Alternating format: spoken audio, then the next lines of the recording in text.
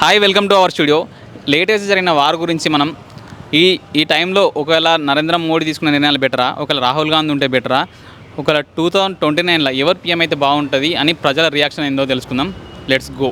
ఈ 2029లో ఎవరు పీఎం అయితే బాగుంటుంది మొన్న జరిగిన యుద్ధం గురించి? మోడీ గ్యారెంటీగా ఆయన అవ్వాలి. ఎందుకంటే ఆయన ఈ దేశానికి సరైన నాయకుడు. ఆయన లేకపోతే ఇంకా దేశం మొత్తం మెలకుండా ఉండటమే. కాంగ్రెస్ అనేది ఇంకా వేస్ట్, దానికి ఏం చేత కాదు. ఎన్నాళ్ళు దేశాన్ని 75 ఏళ్ళు పెట్టి పాలించి అంతా నాశనం చేశారు. లేకపోతే మనం అమెరికానో లేకపోతే ఆస్ట్రేలియానో ఆ రేంజ్లో ఉండేవాళ్ళం. వీళ్ళు చేసిన ముష్టి పనులన్నీ మనకి చాలా దెబ్బతినిచ్చింది దేశానికి. అసలు ఈ సమయంలో ఒకవేళ రాహుల్ గాంధీ ఉంటే వాడు ఏం చేస్తాడు? వాడు ఏం చేయలేడు అసలు. దేనికి పనికిరాడు వాడికి ఏం చేయలేకే కదా వాడు. కనీసం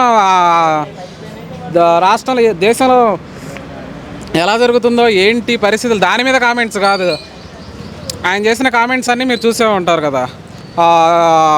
డ్రోన్స్ అన్నీ, చైనా డ్రోన్స్ అన్నీ ఎక్సలెంట్గా మధ్య కామెంట్స్ చేస్తున్నాం. మరి మేము దీనికోసం ముస్లింల కోసమే పనిచేస్తామంటే, అంటే హిందువులు మనుషులు కాదా? ఆల్మోస్ట్ 100 కోట్లు ఉన్నవాళ్ళు వేస్టా? 21 కోట్ల వాళ్ళే తోపులా? ఇలాంటి డిస్కషన్స్ చేసుకుంటా ఉంటే అతనికైతే ఏమీ తెలియదు. అందుకే ఇన్నాళ్ళు ఏ పదవి ఏమీ చేయలేకపోయాడు. మోడీ సరైన మోడీ ఈజ్ ద బెస్ట్. అతను లేకపోతే చాలా కష్టం. 2029లో ఒకవేళ రాహుల్ గాంధీ వస్తే ఎట్లా ఉంటుంది? అసలు ఆయన రాడు. ఆయనకి ఏం తెలుసు అని? కనీసం ఒక రాష్ట్రం తెలుసా? దేశంలో విదేశాలు ఎలా పర్యటించాలో తెలుసా? అసలు ఏం తెలుసు అని? He is know nothing. He will not manage anything. Revanth Reddy ఏమంటున్నా అంటే, ఒకవేళ అప్పుడు ఇందిరాగాంధీ హయాంలోనే మంచి పరిపాలన జరిగింది, యుద్ధం కూడా బాగా చేసారు, ఇప్పుడు మోడీకి చేరాలేదు. యుద్ధం చేయడానికి డబ్బులు ఏడి? ఈయనకు ప్రభుత్వం భరించడానికి డబ్బులు లేవు. ఆయనకి యాడ్ నుంచి వస్తాయి డబ్బులు? యుద్ధం చేయకుండా వెనకాడికి వేసింది. వెనకేడు ఐటమ్ కాదు. యుద్ధం చేస్తే ఇప్పుడు మనం 4th ప్లేస్లో ఉన్నాం, 6th ప్లేస్ 7th ప్లేస్కి వెళ్తాము. అప్పుడు ఆర్థిక వ్యవస్థ దెబ్బతినిపోద్ది కదా. బెదిరించాలి కానీ పెద్దలు ఇదే పనే. యుద్ధం చేయకపోవడం బెటర్ అంటారు. యుద్ధం చేయకపోవడం బెటర్ కాదు, ఇది కరెక్ట్. ఎందుకంటే ఇప్పుడు యుద్ధం మనం ఆల్మోస్ట్ చేసినట్టే. ఆల్మోస్ట్ చాలా పోర్ట్లు చాలా మట్టికి నాశనం అయిపోయింది వాళ్ళకి తెలుసు. అందుకే కాళ్ళబేరానికి వచ్చారు. ఇప్పుడు సింధు నది జలాలు ఆపటం వల్ల వాళ్ళు ఇంకా నిన్న కూడా పెట్టారు కదా. సో మాకు దయచేసి మీరు నీళ్ళు ఇవ్వండి అని ఆర్థికంగా వాళ్ళని దెబ్బతీయాలి. కానీ ఏ కాడికి మనం ఒక్కొక్క బ్రహ్మాస్ తయారు చేయడానికి ఎంత ఖర్చు అవుతుంది మీకు కూడా తెలుసు. చాలా మంది ఏమన్నారంటే, యుద్ధం చేస్తే బాగుండు, మధ్యలో ఎందుకు ఆపి మోడీ అనే క్వశ్చన్. ఆయన తెలివిగలవాడుగా ఆపాడు. తెలివిగలవాడు యుద్ధం చేయడు కదా. యుద్ధాన్ని ఆపి దాన్ని మన దోలు రాకుండా చూసుకోవాలి. మనం చేయాల్సినంత మట్టికి నాశనం చేసాం. మనం ఇంకా ఆపలేదు కదా సింధూరు. సో సింధూరు ఆపుతున్నప్పుడు మీరు మాట్లాడాలి. సింధూరు ఇంకా ఆపలేదు కదా. ఆపితే అప్పుడు నిజంగానే మోడీ చేతగానోడు అనొచ్చు.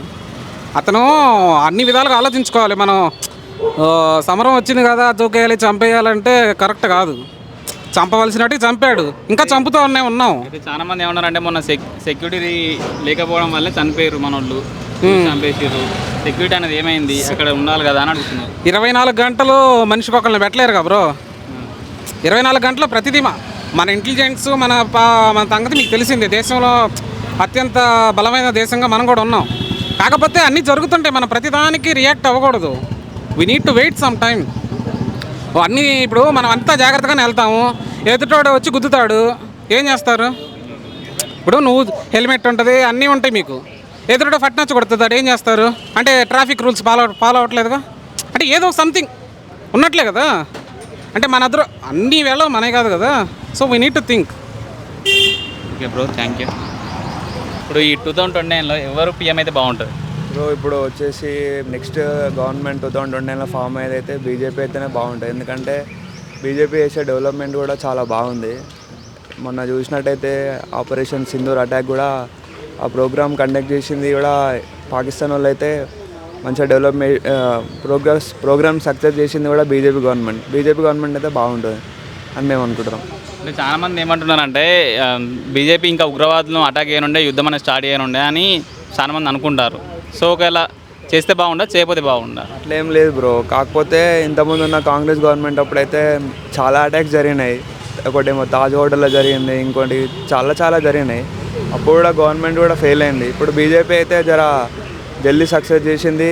ఆపరేషన్ సింధూర్ కూడా జల్దీ కంప్లీట్ చేసేసింది ప్రోగ్రామ్ అంతా. ఒకవేళ ఇప్పుడు యుద్ధం ఆపడమే బెటర్ అంటావా? యుద్ధం ఆపడమే బెటర్, ఎందుకంటే యుద్ధం మళ్ళీ ఇంకా ఎక్కువైపోయింది అనుకో, ఇండియాకి పాకిస్తాన్కి వార్ బాగా అయ్యి చాలామంది లాస్ అయిపోతారు కదా. ఇంపోర్టింగ్ ఎక్స్పోర్టింగ్ బిజినెస్ కూడా స్టాప్ అయిపోయింది ఆల్రెడీ.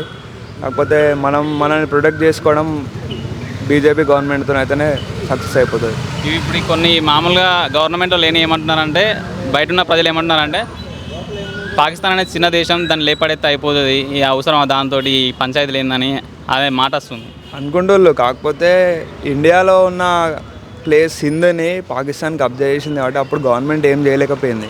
కాకపోతే ఇప్పుడు జమ్మూ అండ్ కాశ్మీర్ కూడా కలుపుకోవాలని చూస్తుంది. కాకపోతే మన గవర్నమెంట్ ఫైట్ చేసి మనది మనం లాక్కోవడానికి చూసుకోవాలి. ఈ మధ్య రాహుల్ గాంధీ కూడా కొన్ని వ్యాఖ్యలు చేస్తున్నాడు. మన జెట్ ఫైట్ని గులగొట్టిండు, మన జెట్ని అవి ఎంతమందిని గులగొట్టిరు, ఏం చేసిరు అని మన ఇండియా మీదనే కొన్ని ప్రశ్నలు వేస్తున్నాడు. దీనికి పాకిస్తాన్ వాళ్ళు మాకు సపోర్టింగ్గానే మాట్లాడుతున్నారు అన్నట్టు వాళ్ళు అనుకుంటున్నారు. సో దీని మీద అట్లేం లేదు బ్రో. మన గవర్నమెంట్ని మనం ప్రొటెక్ట్ చేసుకోనికి వాళ్ళని అనడానికి మనకు ఛాన్స్ ఏం లేదు కదా. మనకు కరెక్ట్ ఉంటే వాళ్ళని అనడానికి మనకేం మనం పాయింట్అవుట్ చేయం కదా వాళ్ళని. ఒకవేళ రాహుల్ గాంధీ గారు ఉంటే ఎట్లుంది? ఇక ఉంటే ఎట్లుంటుందంటే అప్పుడు మనం వచ్చినాక చూసుకుంటే తెలుస్తుంది ఉంటే ఎట్లుంటుంది అనేది. Okay bro, thank you. 2029లో ఎవరు పిఎం అయితే బాగుంటుంది? ఎప్పుడు 29 మోదీని. ఎందుకంటే మోదీ ఎట్లా అంటే దేనికి భయపడ్డు. First of all okay. యుద్ధం అంటే వస్తే ఫస్ట్ ఆఫ్ ఆల్ చేయాల్సిందే అంటాడు. మొత్తం ఇప్పుడు చూడు, ఆర్మీకే పవర్స్ మొత్తం ఇచ్చేసాడు. ఇక ఫ్రీడమ్ ఇచ్చేసాడు ఆర్మీకి, ఏమైనా చేసుకోండి నాకు సంబంధం లేదు అన్నట్టు. ఇక బయట నుంచి ఎంత ప్రజలు వచ్చినా నేను చూసుకుంటా అన్నాడు. మరి మొన్న సెక్యూరిటీ రీజన్ అయింది, ఏంటి ఏం చేసిన మోడీ అని అడుగుతున్నారు. ఏం సెక్యూరిటీ రీజన్? పహల్గాం ఘటన. ఫస్ట్ మనకి ఇన్ఫర్మేషన్ వచ్చిందన్న, కానీ మనము అది కాశ్మీర్ మొత్తము అదే ఇన్ఫర్మేషన్ వచ్చింది కదా, ఇన్ఫర్మేషన్ వచ్చింది కదా, ఏం చేస్తున్నారు అంటున్నారు. అంటే ఒక్క దగ్గర చెక్ చేయలేరు కదన్న, అన్ని టూరిస్ట్ స్పాట్లు చెక్ చేయాలా. ఇక్కడ లేని టైం చూసి అటాక్ చేసినారు. మరి వార్ గురించి ఏమంటారు? వార్ గురించా? మధ్యలో ఆపకపోవాల్సిందన్న. కాశ్మీర్ మొత్తం మళ్ళీ మనకి తీసుకొచ్చేయాల్సింది. ఎందుకంటే చెప్పాడు కదా ఈసారి పెద్దగా చేస్తామని. నేనేమనుకున్నా అంటే ఎక్స్పెక్టేషన్ అయితే మొత్తం తెచ్చేస్తాడేమో అనుకున్నా, లేకపోతే పాకిస్తాన్ మనలో కలిపేస్తాడేమో అనుకున్నా ఇండియాలో. చాలా మంది అదే అనుకుంటారు. ఇప్పుడు కూడా అదే ఏమనుకుంటారంటే మధ్యలో ఆపకుండా దాన్ని ఏదో ఒకటి పాకిస్తాన్ దేశాన్ని ఓడగొడితే పని అయిపోవని అనుకుంటున్నారు. అట్లనే చేయాల్సిందన్న, కానీ నాకు తెలిసి మళ్ళీ అవుతుందేమో అన్న. ఇప్పుడు ఫస్ట్ ఇంకా సీజ్ ఫైర్ అయితే వచ్చింది కదా, ఇది పక్కా అవుతుంది నాకు తెలిసి. అయితే ఇప్పుడు ఏం చేస్తే బాగుంటుంది అంటారు? ఇప్పుడైతే మన పాకిస్తాన్ మన దేశాన్ని కలిపేస్తే బాగుంటుంది అంటారా, లేకపోతే పాకిస్తాన్ మొత్తం లేపేస్తే బాగుంటుంది అంటారా? ఇగో అన్న, పాకిస్తాన్ ఇప్పుడు సింగు కూడా సపరేట్ అవ్వాలని చూస్తుంది కదా, దానికి సపరేట్ చేసేయాలి. ఇంకా సపరేట్ ఇంకోటి ఆల్రెడీ అయింది కదా, దాని పేరు ఏమో మర్చిపోయినా అయ్యా. ఇంకోటి సపరేట్ అయింది కదా, అంటే పాకిస్తాన్ లోపల బలూచిస్తాన్ సపరేట్ అయిపోయింది. దానిలాగే సింగుని కూడా సపరేట్ చేసి మన కాశ్మీర్ని మనం కొంచెం ఆక్యుపై చేసింది కదా, దాన్ని మళ్ళీ తెచ్చుకోవాల్సింది. అప్పుడు చూస్తే అప్పుడు పాకిస్తాన్ ఇంకా చిన్నగా అదే అంటున్నాడు కదా, పిఓకేని స్వాధీనం చేసుకుందామని చెప్తున్నాడు. అట్లా చేస్తే ఇంకా బెస్ట్ అన్న. ఒకవేళ ఈ టైంలో రాహుల్ గాంధీ ఉంటే ఎట్లుంటుంది? రాహుల్ గాంధీ వేస్ట్ అన్న, నిజంగా సీరియస్లీ వేస్ట్ ఆడు. చాలా మంది ఏమనుకుంటే ఇప్పుడు మన కాంగ్రెస్ గవర్నమెంట్ వాళ్ళు అదే ఇప్పుడు ఒకవేళ రాహుల్ గాంధీ ఉంటే మాత్రం వేరే లెవెల్ ఉందను లేదన్న, అంతే అంటారా? లేదు, ఓన్లీ మోదీనే చేయగలడు. నెంబర్ 1 మోడీ అంటారు. ఒకవేళ యోగి ఉంటే, యోగి ఆదిత్యనాథ్ అంటే ఇంకా వేరే లెవెల్, అంతే అసలు తగ్గడు ఇంకా. Thank you. మొన్న జరిగిన యుద్ధం చూసుకుంటే ఒకవేళ 2029 పిఎం ఎవరైతే బాగుంటుంది? 2000 నరేంద్ర మోడీ అయితే బాగుంటుంది. ఎందుకంటే నరేంద్ర మోడీ మనకు ఇండియాకు అంటే చాలా విధాలుగా బయట నుంచి సపోర్ట్ తెచ్చాడు, బయట కంట్రీస్ నుంచి వెళ్ళి. మనకి ఇది వరకు ఇంత బయట కంట్రీస్ నుంచి వెళ్ళి ఇంతవరకు ఇలా మనం ఇప్పుడు ఇజ్రాయెల్, ఫ్రాన్స్, రష్యా అంటే మనకు ఫ్రెండ్లీ కంట్రీ ఎప్పటి నుంచో, కానీ ఇప్పుడు ఇటలీ ఇవన్నీ చాలా మనకు నరేంద్ర మోడీ ఫియర్లెస్ దాని ఫ్రెండ్షిప్ దోస్తానం ఎక్కువ అలా చేయడం వల్ల మనకు చాలా సపోర్ట్ దొరుకుతుంది బయట కంట్రీస్ వల్ల. చాలా ఇప్పుడు నరేంద్ర మోడీ మన ఇండియన్ ఎకనామీ కూడా చాలా పెంచాడు. దానివల్ల మనం ఇప్పుడు టాప్ 5 కంట్రీస్లలో ఒకటి ఉంది ఎకనామిక్ పరంగా. టాప్ 5 మోడీ టాప్ 5 కంట్రీ వరకు మోడీ తీసుకునే నిర్ణయాలు అనేది నాకు చాలా ఇష్టం. ఎందుకంటే అతను తీసుకునేది మొత్తం స్వార్థం లేకుండా ఉంటాయి. ఏదైనా నిర్ణయాలు ఉంటే అతను వ్యక్తిగతంగా తీసుకోడు. ఇప్పుడు ఆర్టికల్ 370 కానీ ఇవన్నీ తను ఎంతో డేర్ చేసి తీసుకున్నాడు. దానివల్ల మనకు ఎంతో ఉపయోగపడ్డది. ఇప్పుడు పీఓకే కూడా అలానే తీసుకొస్తాడని నాకు నరేంద్ర మోడీ మీద నమ్మకం ఉంది. ఇలాంటివి మనకు ఎన్నో చేస్తాడని కూడా ఇంకా బాగా నమ్మకం ఉంది నరేంద్ర మోడీ మీద. సో 2029 కూడా నరేంద్ర మోడీ రావాలని కోరుకుంటా. నేను ఇప్పటివరకు నాకు ఓటు అంటే ఎంపీకి వేసేది ఒకటేసారి ఛాన్స్ వచ్చింది. నేను ఎంపీ కూడా బీజేపీకి వేసా ఓటు. ఇప్పుడు ఒకవేళ యుద్ధం మధ్యలో ఆగింది కదా, ఒకవేళ యుద్ధం స్టార్ట్ అట్నే కంటిన్యూ అయితే బాగుండాలి, లేకపోతే ఆపడమే బెటర్ అయింది?